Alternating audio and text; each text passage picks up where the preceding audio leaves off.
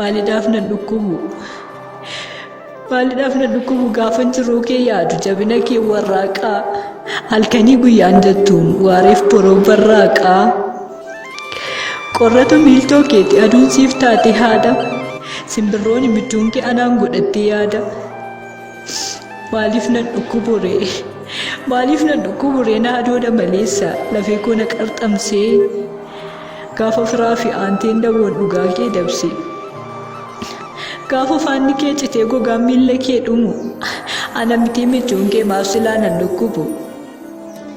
gaaf barruun kee qunca'ee maddiin kee shuntuuratu na bututa maleessa maaf keessi qorrifatu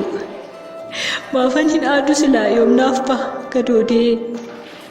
namatu naa dubannee makkan sitti hadoode fayyaa miti naan jedhu dhugaadha na dhukkuba yoomnaaf qooree maditti har'as dhiigeen na guba na dhukkubaaf na joorsa bidiruu dhugaan dhumee na fiigsaaf na teessisu burruusa gaduu hin tumee maaliif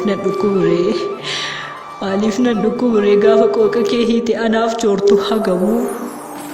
maaf hin cabu keessi koo maaliifan obsan dhabu ilaa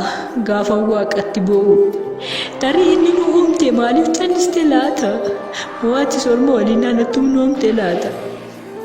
jedhee gaafa duraa jamanii na laalu dhibee kootu beekanii jechi isaanii haa caalu adaanuu na dhukkubaam gaafa armeen lama deessee lamaansaa sabaaf laattu gaafa giiftiin qananii galaa gadadoo baattu gaafa armeen danuu deessee dirqiin taatuma seenaa maaliidhaaf nan dhukkubu maaf natti hin ta'u seenaa gaafa fakkaattiiwwan kee tarreen daandiidhaaf kufan maaf nan dhukkubsu daandiin irra deemanii dhufan anaanuu na dhukkubaam yooman boo'ee baafate onnee kootu na dhiiga inni galaa abdii kee dhoksee itti awwaalladhe maaliif nan dhukkubu ree na dhukkuba na waadha yoon baafate keessi koo inni guggate gadda maafan hin boo'u silaa gaafan yaadu gaaficha suuraa keetu na joorsaam sin barbaada laficha sin barbaadaa minteenya siif tabba meeqaan bu'e maal qabaayyuu ani kee otuun siif sagal du'e dacheen galaa kee baatu miiltoon ekeraaf lafee galaan jiru boruu koo abdii kee xanattafe abdiin kee anaan jiraachiseemnaaf sararee daandii xurree dhugaa dhaabee na hambiseem badii maaliif yaa booree madaa koo maan horfaa bara dhugaan dhibetti ati haqaaf kufte gammadee tan kolfaa bara haqni dhibee sabni rakkatetti